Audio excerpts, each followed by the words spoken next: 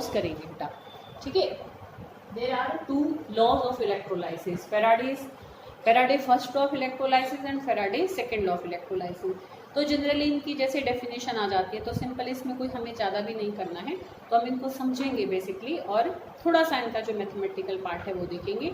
कई बार first law और ये जो भी मैंने कराया इनको मिलाकर भी न्यूमेरिकल आ जाता है, ठीक है, तो मिलाकर मैं एक कर देती हूँ, फिर बस थोड़ा सा पार्ट बचेगा उसको फिर हम कल करेंगे, ठीक है। तो हम करेंगे Faraday first law of electrolysis and Faraday second law of electrolysis. देखो बेटा, तो देखो Faraday first law of electrolysis क्या कहता है, देखो वो ये कहता है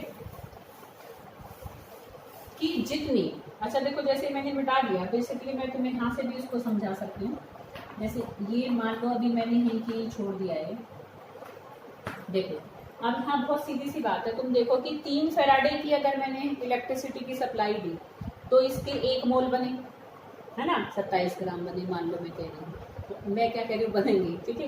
तो 3 फैराडे देने से तो 1 मोल बन रहा है। अब मैं 6 फैराडे दे दूंगी तो कितने बनेंगे, 2 मोल बनेंगे, ठीक है। और मैं यहाँ पर 9 फैराडे दे दूंगी तो यहाँ 3 मोल बनेंगे ना बेटा, आइए बात समझ में। तो यही है Faraday first law of electrolysis, मतलब कि जितनी हम क्वांटिटी ऑफ इलेक्ट्रिसिटी सप्लाई करेंगे उतनी ही ज़्यादा से ज़्यादा अमाउंट हमारी सब्सटेंस की डिपॉजिट या लिबरेट होकर आएगी। 2 वर्ड होते हैं, देखो जब सॉलिड बनता है वो मेटल बनता है तो डिपॉजिट हो जाता है, चिपक जाता है इलेक्ट्रोलाइट पे, और जब गैस बनती है जैसे क्लोरीन गैस बनी थी तो लिबरेट होती है, मतलब ऐसे लिबरेट मतलब निकलना, तो हम उसको सिलेंडर में साथ साथ भर लेते हैं ऐसे पाइप से, ठीक है। तो the amount of substance deposited और liberated is directly proportional to the quantity of electricity supplied in its electrolytic solution.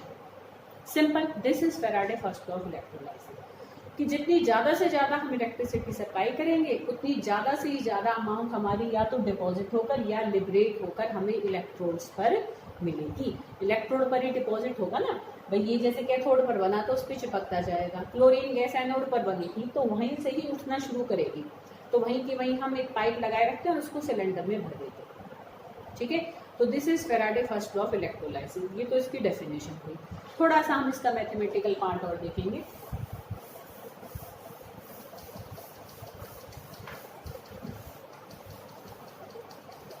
देखो ये क्या है कि देखो W is directly proportional to Q, ठीक है। आप प्रोपोर्शनलिटी साइन को हटाकर हमें कांस्टेंट पुट करेंगे, दैट इज Z। Z क्या होता है, इसको इलेक्ट्रोकेमिकल इक्विवेलेंट कहते हैं, ठीक है। अच्छा Q बेसिकली और क्या है, Q को हम और खोलें तो ये I इंटू टी होता है, मतलब कितनी हम करंट उसको सप्लाई कर रहे हैं ये हम एम्पियर्स में देखेंगे,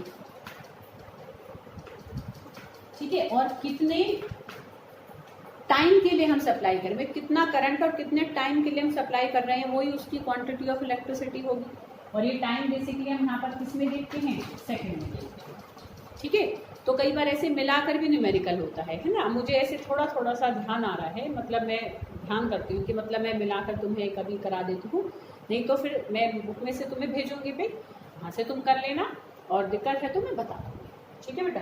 तो अब देखो, तो हम एक तरीके से फिर क्या कह सकते हैं, W is equal to Z into I into T, तो हम ऐसे भी फॉर्मूला बना सकते हैं। अच्छा अब तुम देखो, अगर मैं 1 एम्पियर करंट 1 सेकंड के लिए सप्लाई करूँगी, ठीक है, तो कितनी क्वांटिटी ऑफ इलेक्ट्रिसिटी हो जाएगी, वो 1 कूलम हो जाएगी भाई, एम्पियर इंटू सेकंड यहाँ पर ही क्या हो जाएगा हमारा, कूलम हो जाएगा, ठीक है। तो अगर मैं 1 एम्पियर करंट और 1 सेकंड के लिए सप्लाई करूँ तो तुम देख सकते हो W और Z बराबर हो जाएंगे, ठीक है। तो Z को हम ऐसे भी डिफाइन करते हैं, Z क्या है, इलेक्ट्रोकेमिकल इक्विवेलेंट, अ कांस्टेंट, ठीक है। Electrochemical equivalent is that weight of substance deposited और liberated at electrode when 1 ampere current is passed for 1 second. मतलब किसी भी इलेक्ट्रोलिटिक सोल्यूशन में अगर मैं 1 एम्पियर करंट 1 सेकेंड के लिए बस देती हूँ तो जितनी अमाउंट उसकी डिपॉजिट हो गई, थोड़ी ज़्यादा जितनी भी, या गैस बन के लिबरेट हो गई, तो वो जो अमाउंट होगी उस सब्सटेंस की, वो उस सब्सटेंस का इलेक्ट्रोकेमिकल इक्विवेलेंट कहलाएगा, ठीक है। और उसको निकालने का सिंपल में एक फॉर्मूला होता है कि Z हम ऐसे भी निकाल सकते हैं कि किसी भी सब्सटेंस का अगर मुझे इक्विवेलेंट वेट पता है तो इक्विवेलेंट वेट को 96500 से डिवाइड कर दो तो भी उसका क्या आ जाता है, इलेक्ट्रोकेमिकल इक्विवेलेंट निकल के आ जाता है। तो this is all about first law of electrolysis, ठीक है बेटा। आ रही बेटा बात समझ में? तो इसका देखो मैं लगभग थोड़ा ध्यान करती हूँ, मुझे थोड़ा सा ध्यान आए। जैसे मिलाकर अगर हम करें, जैसे आई थिंक ऐसे कुछ क्वेश्चन आया था कि find out the weight of copper deposited on electrode when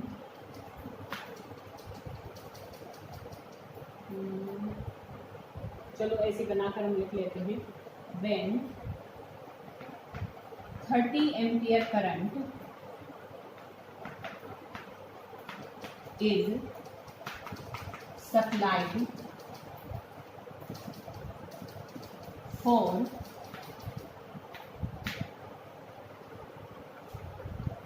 120 seconds. ठीक है, ऐसे मैंने एक रफ सा बताया, इसी तरीके के से ही होते हैं। ठीक है, तो हम इसको देखो सॉल्व करेंगे। अब देखो हम यहाँ पर ऐसे क्यू निकाल लेते हैं। क्यू कैसे निकालेंगे? 30 इंटू 120 कर देंगे। अच्छा ध्यान रखना, अगर यहाँ मिनट में दे रखा होता है तो फिर तुम उसको 60 से मल्टीप्लाई करके सेकंड में कन्वर्ट करके कर दो। ठीक है बेटा, आ रही बात समझ में? तो यहाँ पर हमने इसको क्या कर दिया, 30 इंटू 120 कर दिया। कोई दिक्कत यहाँ पर? तो यहाँ पर ये क्या आ जाएगा, 3600 एक तरीके से कूलम्स हो गया। आ रही बेटा बात समझ में? ठीक है, कोई दिक्कत? तो ये इसके हमने कूलम बना लिए। ठीक है, अब हम देखो फिर से उसको करेंगे। भाई कॉपर के ऊपर पता है तुम्हें 2 पॉजिटिव चार्ज होता है। ठीक है, तो यहाँ पर पहले हम इस इक्वेशन को बनाएंगे और यहाँ से हम देखेंगे कि देखो 2 फेराडे की सप्लाई से क्या बनता है, कॉपर का 63.5 ग्राम बनता है, क्योंकि उसका 1 मोल ये उसका क्या है, एटॉमिक मास होता है। अब ऐसे एटॉमिक मास अच्छा गिवन था, इसको ऐसे जब न्यूमेरिकल आया था ना, आई थिंक कि ये मिनट में दे रखा था और यहाँ पर जो वैल्यू है एटॉमिक मास भी गिवन था कॉपर का। ठीक है, अच्छा फेराडे को हम उसमें भी कूलम में भी बदलेंगे, तो 2 इंटू 96500 कूलम की सप्लाई से 63.5 ग्राम बन रहा है। अरे बात समझ में? तो तुम देखो इतने कूलम से अगर इतना ग्राम बन रहा है तो इतने कूलम से कितना ग्राम बनेगा? भाई हमने तो इतनी सप्लाई करी है ना यहाँ।